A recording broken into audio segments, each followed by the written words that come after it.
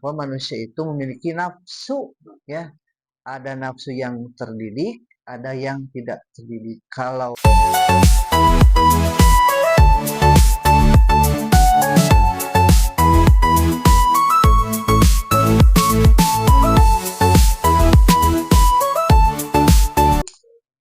Bismillah, Assalamualaikum warahmatullahi wabarakatuh. Alhamdulillah, alhamdulillahirabbil alamin. Wabihi nasta'in ala umuri dunya wadin. Wassalatu wassalamu ala asyrafil anbiya wal mursalin wa ala alihi wa sahbihi ajmain. Amma ba'du. Allahumma shalli ala sayyidina Muhammad wa ala ali sayyidina Muhammad. Segala puja dan puji kita panjatkan kepada Allah Subhanahu wa taala. Kita berusaha bersyukur atas segala limpahan karunia-Nya sampai saat ini. Tidak lupa salawat dan salam semoga selalu tercurah limpah kepada teladan kita, yakni Nabi besar Muhammad Sallallahu Alaihi Wasallam, kepada keluarganya, para sahabatnya, para tabiin, para tabi'in dan umatnya, termasuk kita hingga akhir zaman. Sebelumnya teman-teman, gimana kabarnya sehari-hari ini? Alhamdulillah. Kita CCTV ya, kelihatan pisan atau kesini. Bisa.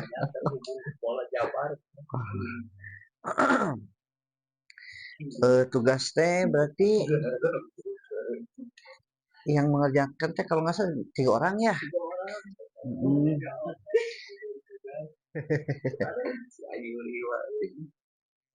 Berarti sekarang tilawahnya yang tugas aja tuh ya. Tugas teh surat Al-Fat ya.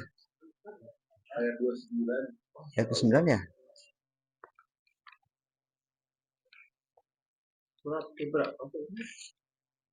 30 berapa teh Al-Fat teh? 48 ya. Mantap. 29. Oke. Kita mulai ya. Ayat terakhir 29. Alhamdulillah untuk tilawah sudah semuanya ya teman-teman. Nah, mungkin koreksi keseluruhan saja ya. Pertama, hati-hati tertukar huruf. Nah, tadi teman-teman ada beberapa ya yang tertukar huruf. Misalnya ya jadi sin ya, yuk. Ibu. Nah, gitu ya. Atau misalnya so dengan sin. Nah, itu pertama ya. Tertukar huruf nih, hati-hati ya. Terus yang kedua, kalau ada huruf-huruf yang mantul ya, salah satunya tadi huruf to, nah maka dia dipantulkan ya. Akhroja syato ahu gitu, ya. Seperti teman-teman misalnya mendengarkan ada bahwa manusia itu memiliki nafsu ya. Ada nafsu yang terdidik, ada yang tidak terdidik. Kalau nafsu yang terdidik namanya nafsu mutmainnah. Nah, ya, jadi yang mengarahkan kepada kebaikan gitu. Kalau yang buruk apa? Nafsu amarah gitu ya. Nafsu lawamah buruk. Nah, kalau yang baik itu nafsu mutmainnah. Nah, itu ada mantul toh ya. Terus berikutnya yang keberapa? Yang ketiga ya. Yang ketiga, kalau ada mim ketemu mim, ditahan teman-teman ya.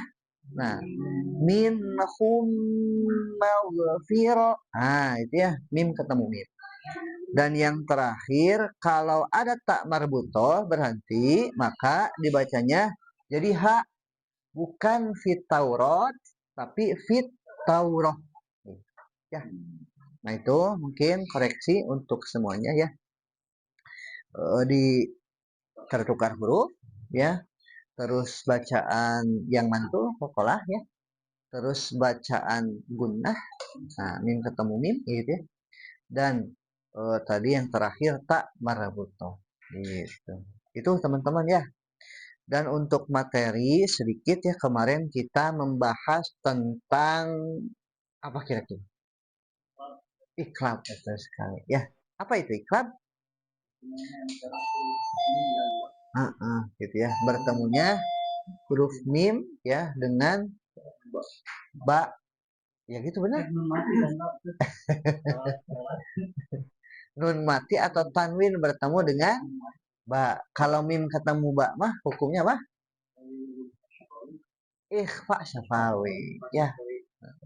Kalau ini mah nun atau tanwin ketemu dengan huruf ba, maka disebut iklab. Jadi nun dan tanwinnya diganti dengan mim. Nah, jadi bacaannya wa amma man bakhila wastaghna. Ya, jadi nunnya diganti. Karena terkadang masih juga ada yang baca diizharkan wa amma man bakhila. Ya. Nah, seharusnya itu adalah iklab. Dan huruf iklab itu cuman satu-satunya huruf ba saja. Ya. Nah, berikutnya sekilas ya. Yang keempat itu hukum nun mati tanwin itu adalah yang keempat itu ikhfa ya, disebut juga as-satr gitu ya, tertutup ya, samar ya, tersembunyi gitu. Ikhfa ini kalau dalam istilah ya, pengucapan huruf nun sakinah atau tanwin antara izhar dan idgham ya, tapi tanpa tasydid gitu ya. Dan hurufnya ini cukup banyak ya teman-teman. Boleh dihafal, boleh tidak gitu ya. Yang pasti kalau ikhfa mah ada ciri-cirinya gitu ya, ciri-cirinya. Ciri-cirinya itu biasanya di depannya itu nun mati tanwin ya bertemu dengan huruf-huruf yang tanpa tasydid. Beda dengan yang idgham. Kalau idgham biasanya bertasydid gitu, ya. Kalaulah kita hafal huruf izhar, huruf idgham sama iklab, berarti sisanya adalah ikhfa gitu. Ya, sisanya adalah ikhfa. Huruf izhar ada berapa teman-teman? Ada 5 mah kol-kolah.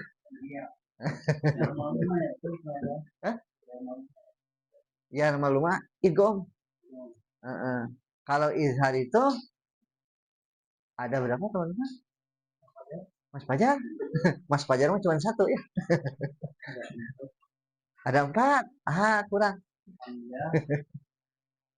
Huruf-huruf yang ada di tenggorokan semuanya. Ada 6. Masya Allah. Bapak Ketua. Ada 6 ya, apa saja?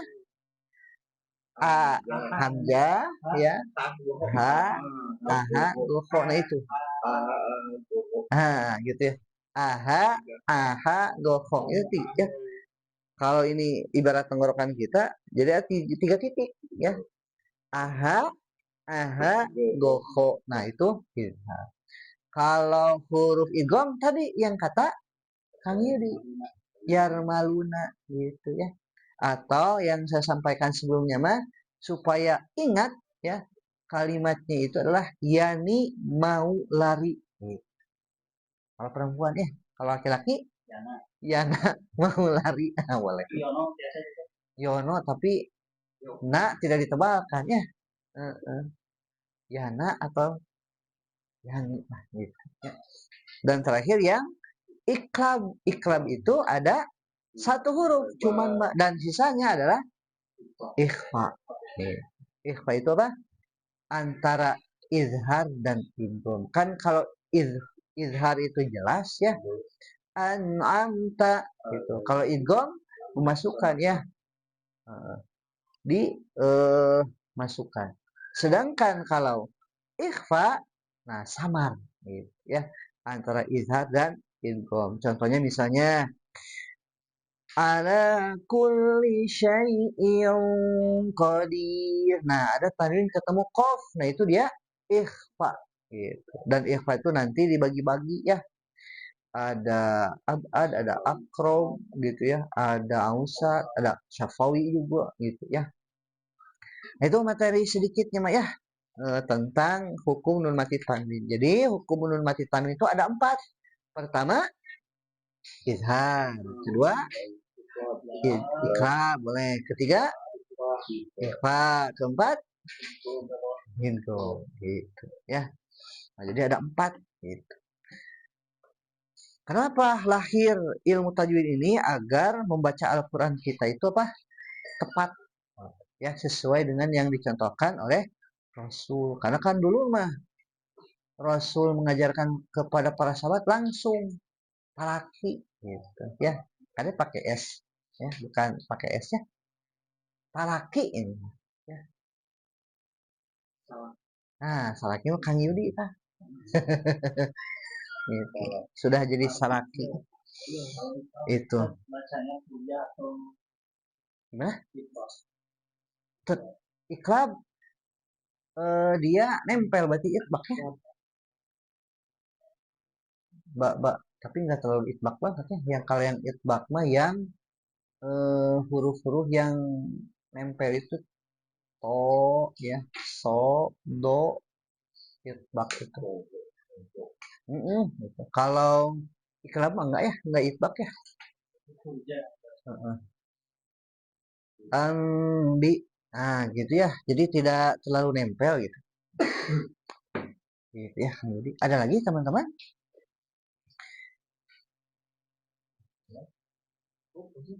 Kutil, yang kutil siapa ya? Mas Riki ya. Atau minggu depan atau siapa kira-kira? Mas Riki aja. Tagih saja. Oke.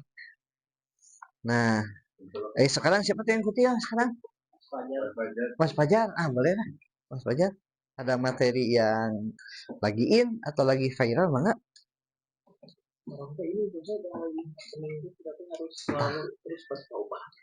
Nah, mangga boleh boleh tentang taubat berarti ya.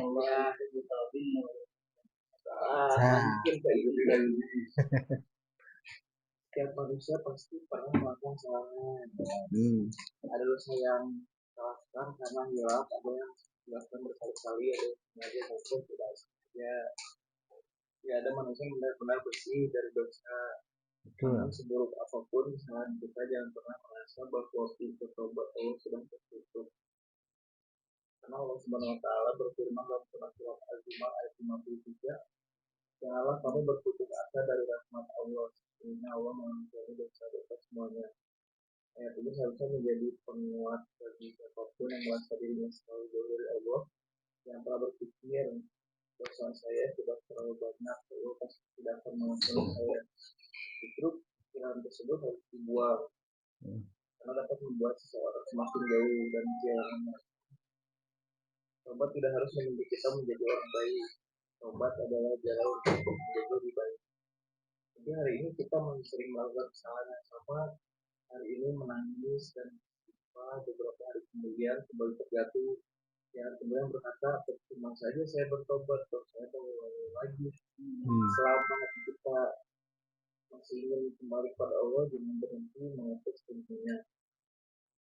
Kita jatuh, bangun lagi. Ketika salah, perbaiki lagi. Ketika berdosa, segala istighfar lagi. Dosa, istighfar lagi. Dosa, istighfar lagi.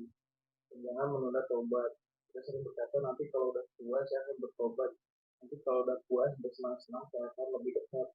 Padahal kita tidak pernah tahu kapan kesempatan itu berakhir. Tidak ada yang bisa menjamin kapan kita pulang ke rahmatnya.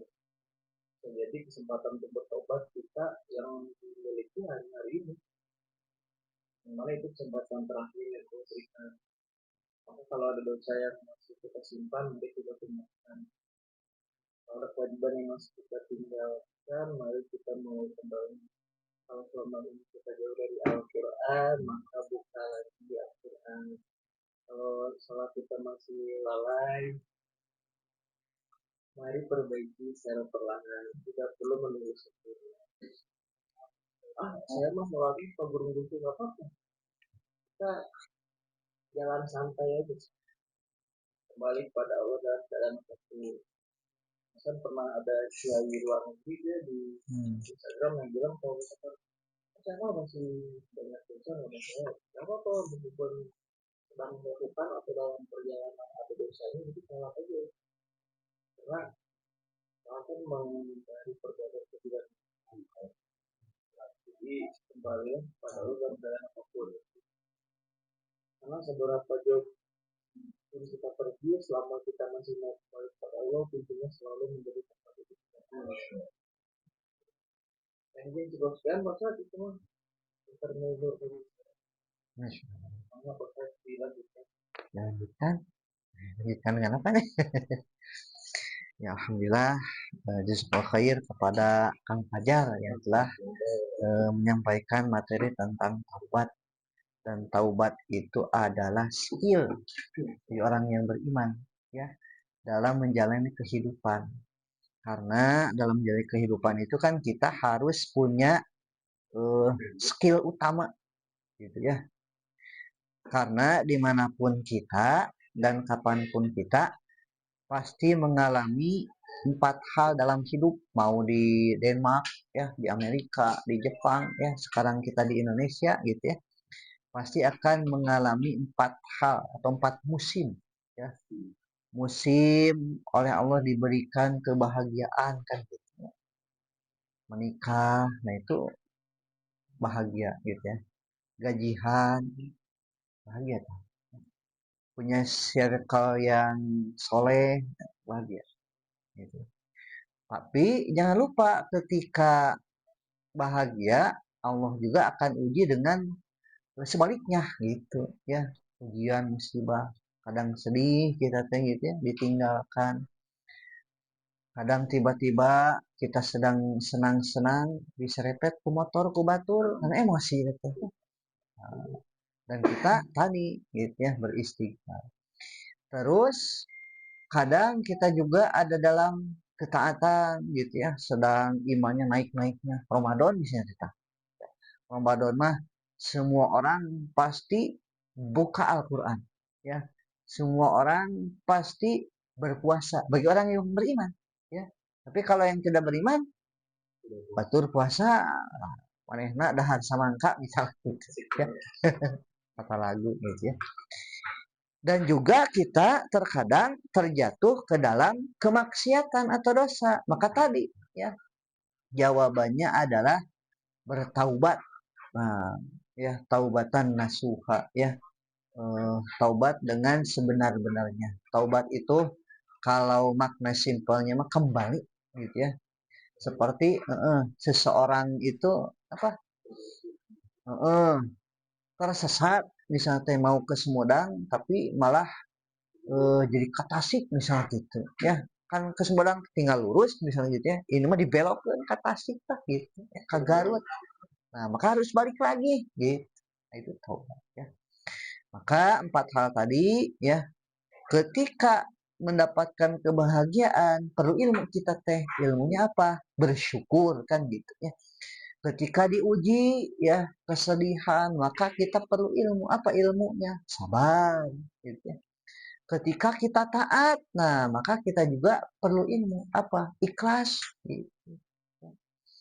Jangan sampai kita sudah beramal tapi karena tidak belajar ikhlas gitu ya, amalan kita sia-sia. Dan yang terakhir tadi, ketika kita terjatuh dalam maksiat gitu ya, terjatuh dalam dosa, maka bertaubat gitu ya, kembali.